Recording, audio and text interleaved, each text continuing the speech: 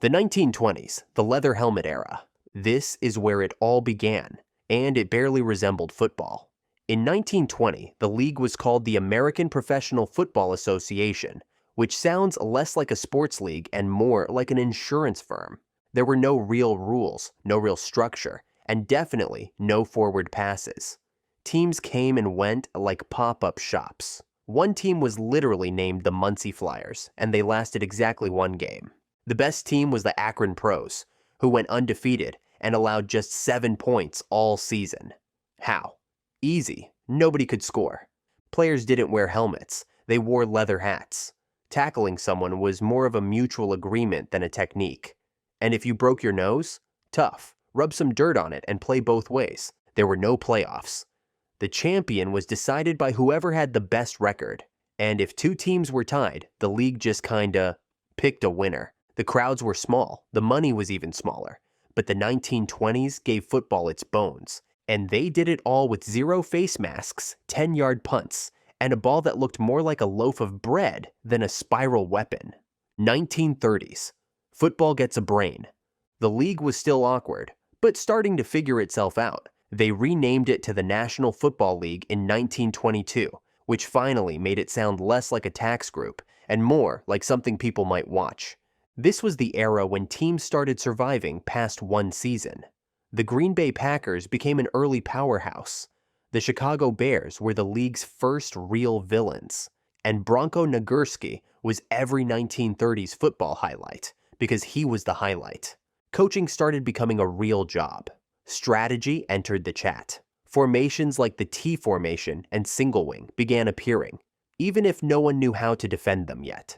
But most importantly, in 1933, the NFL finally separated itself from college football by creating its own rule book. Until then, they had just borrowed college rules like a bad roommate. Now, the league started shaping its identity. They moved the goalpost to the front of the end zone. They legalized passing from anywhere behind the line of scrimmage, which was a wild concept at the time. And they finally created a championship game. The 1930s didn't make the game popular, but they made it watchable, and they started a trend that would define every decade after.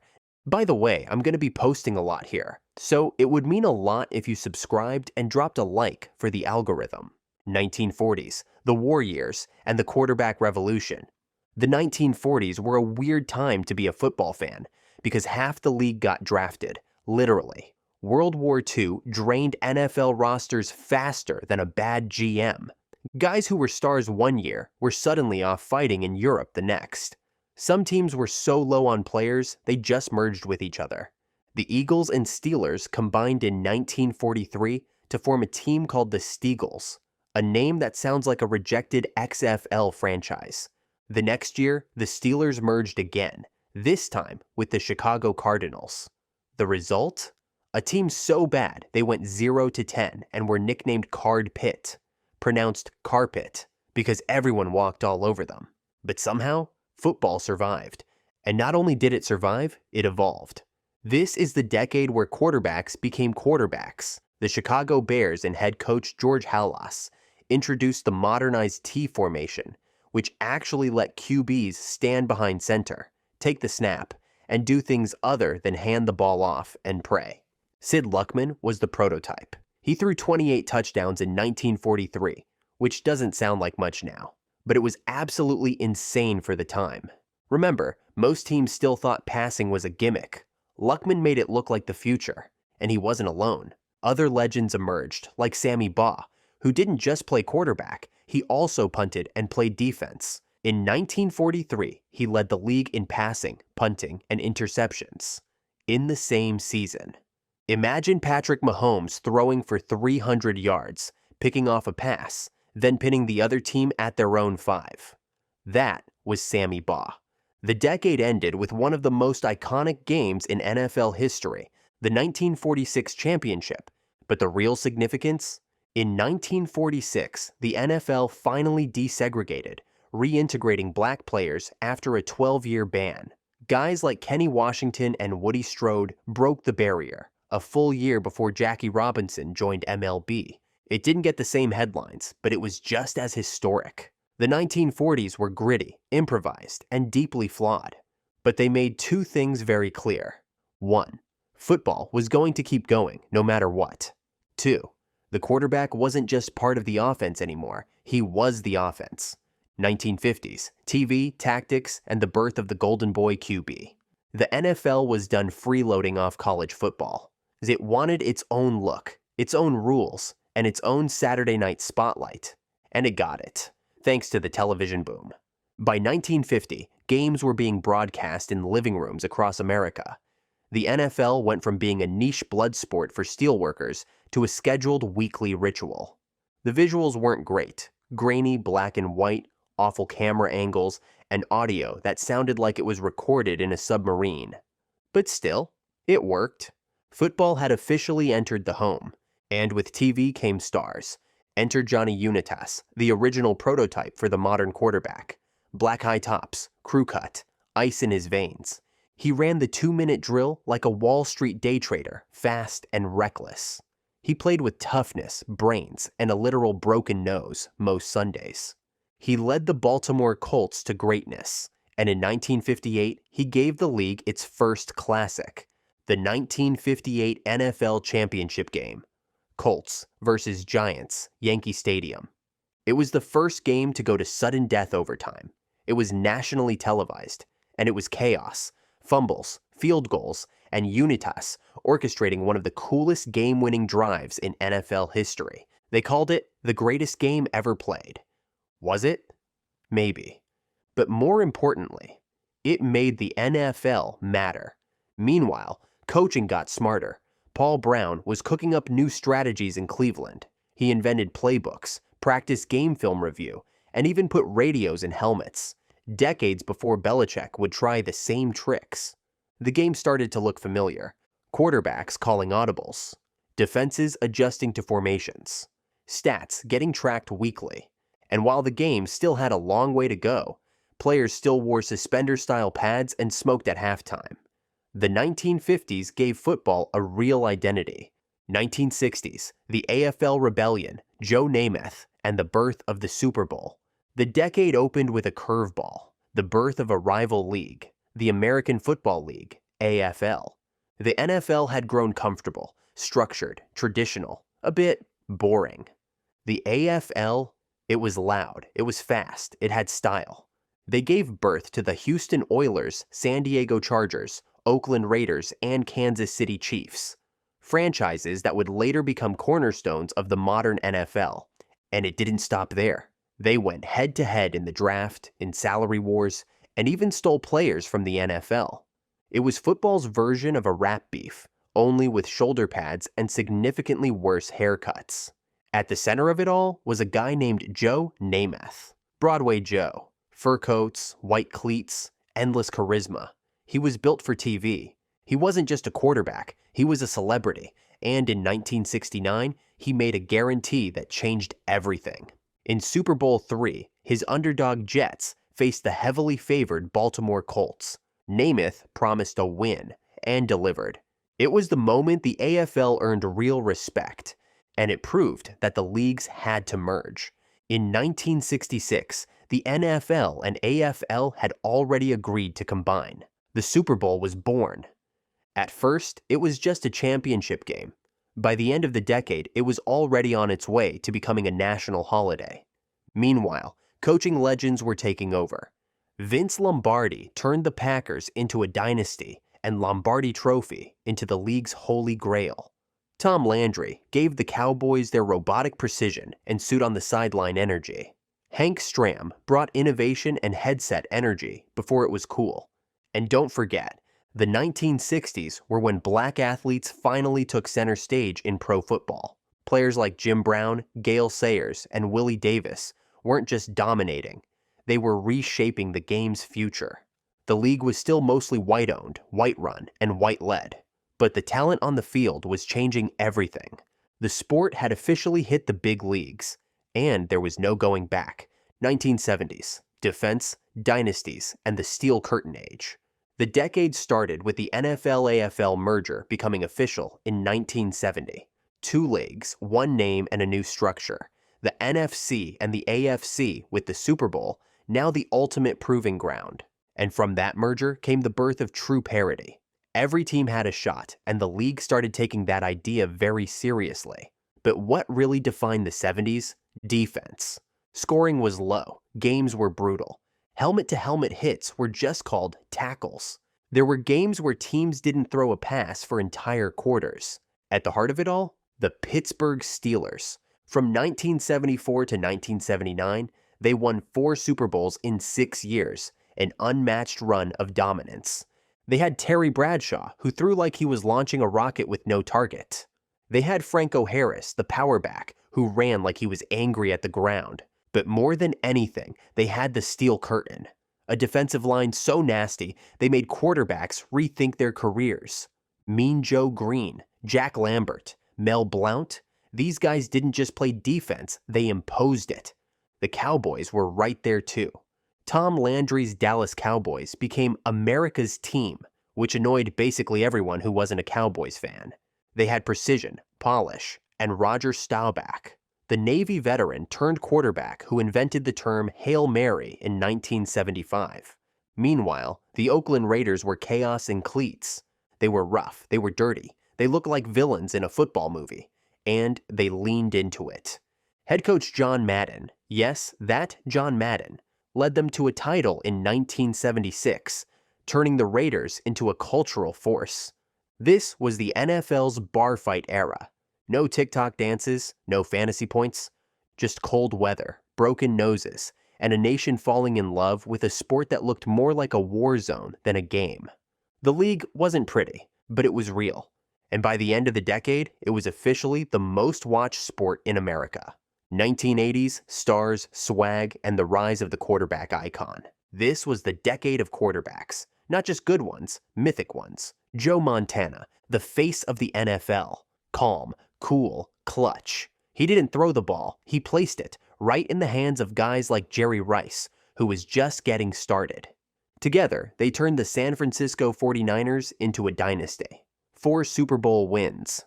Bill Walsh calling plays like he was running a Silicon Valley startup. They invented the West Coast offense, which changed everything. Short passes, timing, rhythm. It was less about brute force and more about outsmarting you. Meanwhile, on the East Coast, Lawrence Taylor showed up like a football horror movie, a linebacker who broke the game. Fast enough to cover receivers, violent enough to shatter game plans.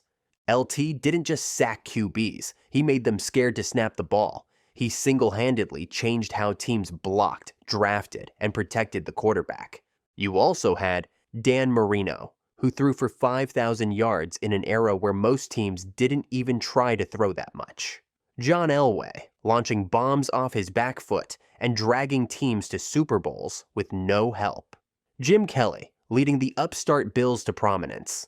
This was the first decade where Super Bowl commercials became iconic. Halftime shows became productions, and players became products. The league leaned into pop culture. You had teams doing music videos, yes. The Super Bowl Shuffle happened in 1985, starring the Chicago Bears and a mustache-powered quarterback named Jim McMahon. That Bears team, by the way, one of the greatest defenses ever. Mike Singletary, Richard Dent, the Fridge. They bullied their way to a championship and danced on the way out. And while the game got more polished, the hits still came hard. This was the sweet spot before player safety became a priority, where you could launch yourself across the field like a missile and just get a thumbs up from the ref. The 90s, the business boom, brand wars, and the cowboy empire. The 1990s were the NFL's corporate takeover.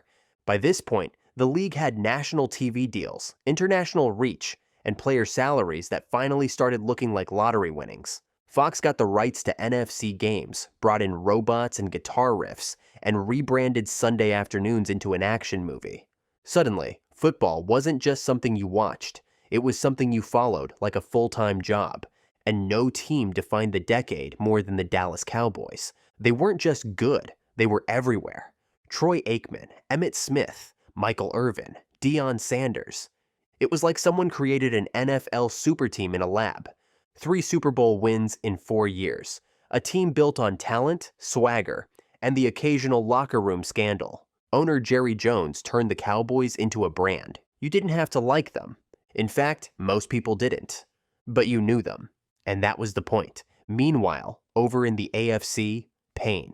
The Buffalo Bills went to 4 straight Super Bowls and lost every single one.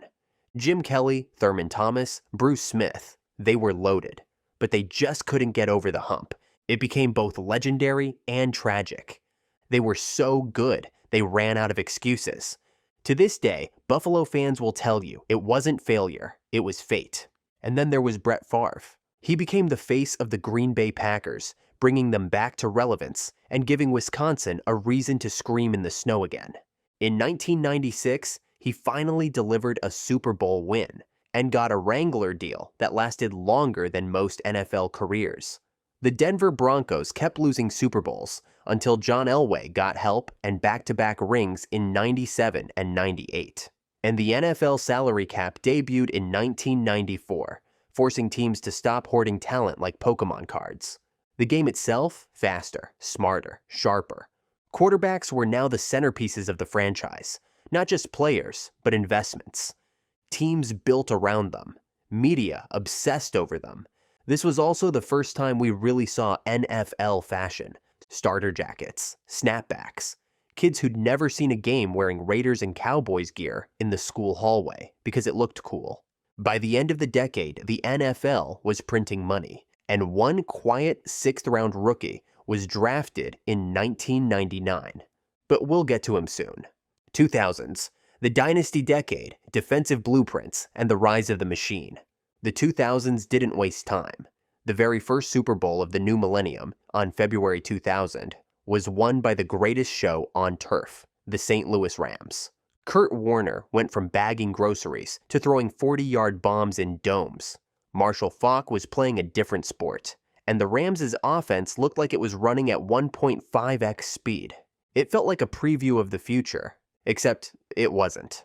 Because just 2 years later, the New England Patriots showed up and said, "We'll take it from here." A no-name 6th-rounder named Tom Brady replaced Drew Bledsoe mid-season, and, with the help of Bill Belichick, a hoodie-wearing defensive sorcerer, led New England to their first title in 2001. They did it with defense, clutch kicking, and the kind of clock management that felt calculated. Then they won again in 2003, then again in 2004, 3 Super Bowls in 4 years, just like the Cowboys in the 90s, but colder, more efficient. Less about personality, more about precision. The Patriots were a system.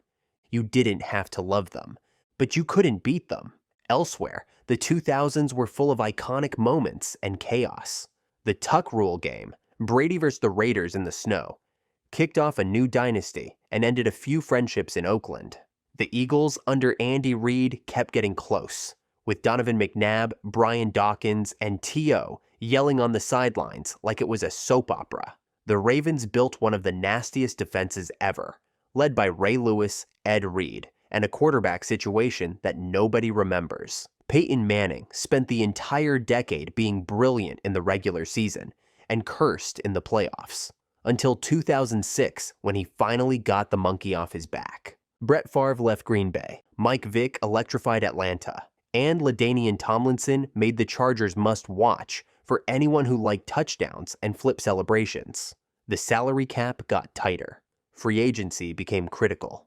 Defensive backs couldn't touch receivers like they used to, thanks in large part to Peyton Manning lobbying the league after the 2003 AFC title game. Pass interference became a weekly debate, and replay review became a permanent fixture. This was also the decade of growing paranoia. Spygate hit in 2007, accusing the Patriots of filming opponents' signals. Teams started covering their mouths on the sideline like they were in a poker tournament. Trust no one became the unofficial slogan of every coaching staff. And right at the end of the decade, we got the 2007 Patriots, a team that went 16-0 in the regular season with Brady and Randy Moss putting up video game numbers, only to lose in the Super Bowl to a 9-7 Giants team led by Eli Manning, a helmet catch, and the most chaotic fourth-quarter drive of all time. It was the perfect ending to the 2000s, and the NFL, now the undisputed king of American sports, 2010s. The analytics era, air shows, and the second act of a dynasty. The 2010s started with a bang, literally. The Saints won their first Super Bowl in 2009. Technically, February 2010, powered by Drew Brees, a surprise onside kick, and the city of New Orleans rallying behind one of the greatest comeback stories in sports history. It felt like a changing of the guard. The Patriots' run was over. Manning, Brees, Rodgers, this was their time. Except Brady wasn't done, not even close. This decade saw football go through a data explosion. Teams started hiring math nerds with glasses and spreadsheets. Terms like win probability and expected yards per play entered mainstream broadcasts. Punts on 4th and 3 became old school. Coaches like Sean McVay and Kyle Shanahan brought in play designs that looked like Madden playbooks. Motions, jet sweeps, pre-snap chaos. Defenses were guessing, and quarterbacks were feasting. Quarterbacks took over. Aaron Rodgers started the decade by winning a Super Bowl and spent the next 10 years doing things that looked fake on replay. Drew Brees racked up records like he was trying to complete a stat sheet for retirement. Andrew Luck arrived, dominated, and left before the decade ended. And then there was Patrick Mahomes, who showed up in 2018, rolled out to his right, and threw 60-yard lasers across his body like it was a normal Tuesday. By the end of the decade, Mahomes had an MVP, a Super Bowl, and a rocket arm that rewrote every rule. Don't worry, defenses still had their moment. The Legion of Boom turned Seattle into a fortress. Richard Sherman, Cam Chancellor, Earl Thomas. They didn't just hit hard, they talked hard. In 2013, the Seahawks demolished the record-breaking Broncos in the Super Bowl. It wasn't even close. They were fast, physical, and mean. And for a while, it looked like a new dynasty was forming. But then came Super Bowl 49. Seattle, New England, 1 yard to win the game. And instead of giving the ball to Marshawn Lynch, they threw it. Malcolm Butler intercepted it. And the Patriots, again, were back on top. You'd think after 3 rings in the 2000s, Brady would slow down. He didn't. From 2014 to 2018, he made 4 more Super Bowls and won 3. He came back from 28-3 against the Falcons in Super Bowl 51, the greatest comeback in NFL history. He threw for 505 yards in a Super Bowl and lost. Then, in 2018, he won another by beating the Rams in a game where the final score looked like it was from the 1940s. Brady wasn't just a quarterback. He was a system-proof, time-resistant anomaly. Players embraced social media. Mic'd-up segments went viral. Odell Beckham Jr. made 1 catch on Sunday Night Football and turned into a global icon. Memes, fantasy football, and red zone turned casual fans into weekly addicts. The NFL was no longer just on TV. It was in your feed, in your group chat, and on your screen 7 days a week. 2020s, COVID, chaos, and the Mahomes era begins. The 2020 season was like a dystopian sci-fi movie. Empty stadiums, daily COVID tests, and players being pulled off the field mid-game because their test results came in late. Entire position groups got wiped out overnight. Games were rescheduled to Wednesdays. Coaches wore masks, refs wore face shields, and the crowd noise pumped in like laugh tracks on a sitcom. But somehow, the season finished. And in the end, Tom Brady, now in a Tampa Bay jersey, walked into Arrowhead Stadium in Super Bowl 55 and dismantled the Chiefs. At age 43, new team, new system, same ending. It was a mic drop. By the time Brady left the stage, Patrick Mahomes was already being crowned. He was already the most feared man in football.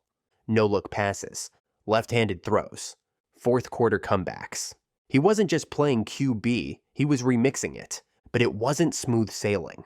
The 2021 season exposed cracks, injuries, inconsistent line play, and a shootout loss to Joe Burrow and the Bengals in the AFC Championship. Suddenly, Mahomes wasn't unstoppable. He was mortal. He bounced back with another MVP and a Super Bowl win over the Eagles in Super Bowl 57. The 2020s also marked a shift in how we watch the NFL. Games aren't just on cable. They're on Amazon Prime, Peacock, YouTube TV. Players have platforms now. They drop vlogs. They post mid-game tunnel fits. Some fans know Micah Parsons' YouTube channel better than his sack totals. And Travis Kelce went from elite tight end to Taylor Swift's boyfriend in one halftime. And on the field, we're watching the next wave take shape. C.J. Stroud looks like the real deal. Lamar Jackson is still redefining quarterback play. Caleb Williams is already being discussed like he's inevitable. And guys like Justin Jefferson, Jamar Chase, and Micah Parsons are becoming the faces of a post-Brady, post-Breeze league. If you enjoyed this, I'm going to be posting a lot here, so it would mean a lot if you subscribed. Thanks for watching.